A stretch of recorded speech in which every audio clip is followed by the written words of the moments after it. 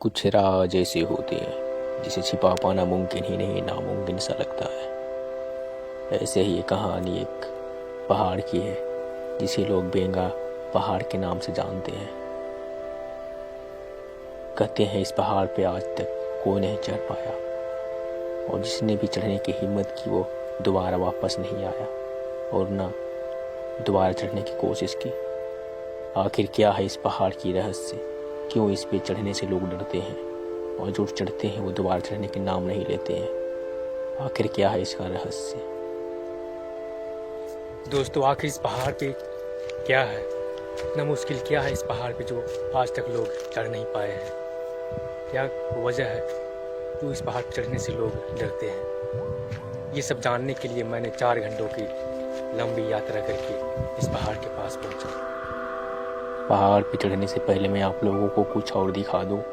ये जो नाले दिख रहे हैं, पुल, इसको पहले के राजा महाराजाओं ने पानी बहाने के लिए यूज करते होंगे। इसमें आप लोगों के 2 रास्ते दिखेंगे, 2 नाले दिखेंगे। दोनों नाला से पानी होते हुए दोनों अलग अलग जगहों पे जाता होगा, जिसे आप लोग रूबरू देख सकते हो। ये जगह बिहार के बोधिया से 50 किलोमीटर की दूरी पर स्थित है। कुछ नज़दीक पहुंचने के बाद मैंने कुछ स्थानीय लोगों से पता की इस पहाड़ पे चढ़ना इतना मुश्किल क्यों है। इस पहाड़ पे चढ़ना इतना मुश्किल इसलिए है कि पता नहीं क्या है इस पहाड़ पे, जो भी जाता है वो वापस लौट कर नहीं आता है। पता नहीं क्या जी, भूत प्रेत का, पिशाच का साया है या फिर और कुछ है, ये ऊपर वाला ही जाने। अच्छा, इस पहाड़ के अगल बगल कोई घर क्यों नहीं है? घर क्यों नहीं बसाया गया? इस पहाड़ की तरह तरह की बातें हैं जो बहुत फैली हुई हैं, इसलिए इस पहाड़ के अगल बगल कोई भी नहीं रहता है, ना ही कोई मतलब कि घर वगैरह कुछ भी नहीं यहाँ बनाता। सब लोग बहुत डरते हैं इस पहाड़ से। और यहाँ पे किसी को अगर प्यास लग गया तो पानी की व्यवस्था कहीं से? हाँ है, धूप में भी है एक झरना जो उस साइड है, वो झरना अब भी गिर रही है थोड़ा थोड़ा सा। गिर रही है? हाँ। चलिए, थैंक यू।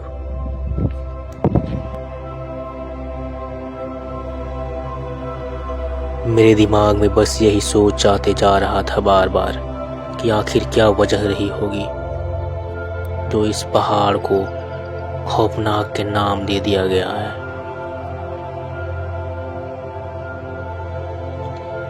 आखिर इस पहाड़ पे गाय बकरियां चारा करते हुए नजर आते हैं, लेकिन इंसान क्यों नहीं? मैंने कुछ दूरी पर चढ़ने के बाद विश्राम करने के लिए एक जगह पे रुका।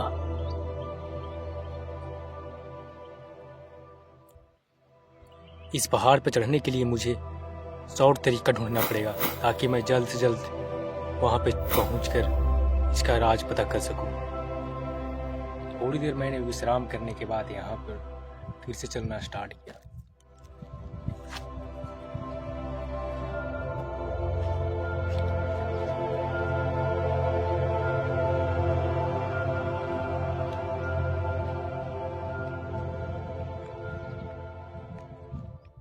अगर मैं इस रास्ते से चढ़ूं तो मुझे करीब 4 घंटा लगेंगे, बट मैं अगर उस रास्ते को पकड़ूं, उस रास्ते को, तो वहाँ से मुझे 2 घंटा लगेंगे। तो मैं वही रास्ता पकड़ने वाला हूँ ताकि जल्द से जल्द पहुँच सकूँ।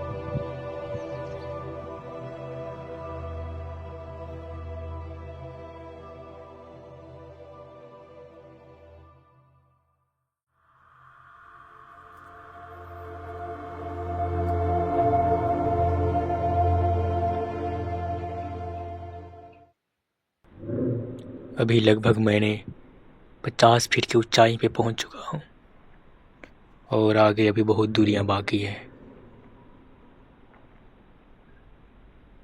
रास्ते इतने खतरनाक, 100 फीट की ऊंचाई मैंने तय कर लिया।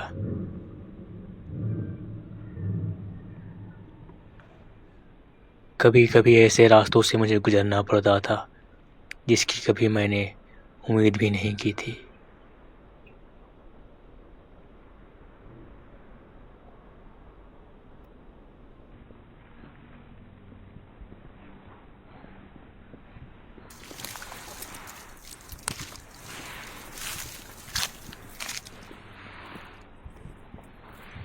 मेरे पूरे शरीर को काटा पूरी तरीके से फाड़ चुके थे और मेरा शरीर पे छोटे छोटे कांटाओं ने चुभ कर हल्का सा ब्लड निकाल दिया था।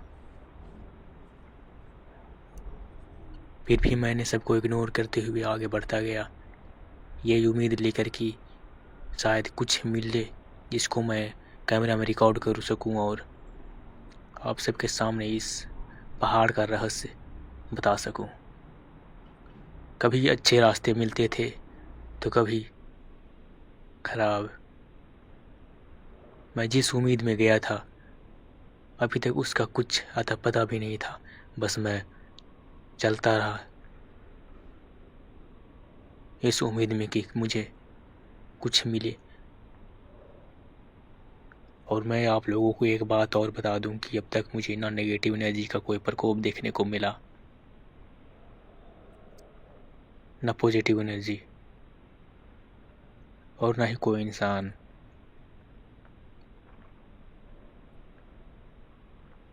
धीरे धीरे मेरा हालत इतने खराब होते जा रहे थे मानो जैसे मैंने ये कदम ही गलत उठा लिया।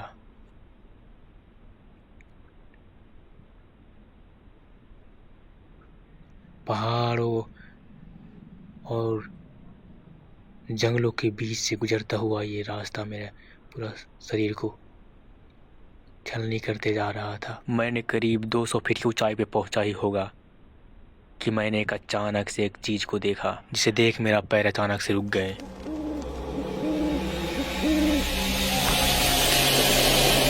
मैंने देखा कि बहुत सारे मधुमक्खी आकाश में उड़ रहे थे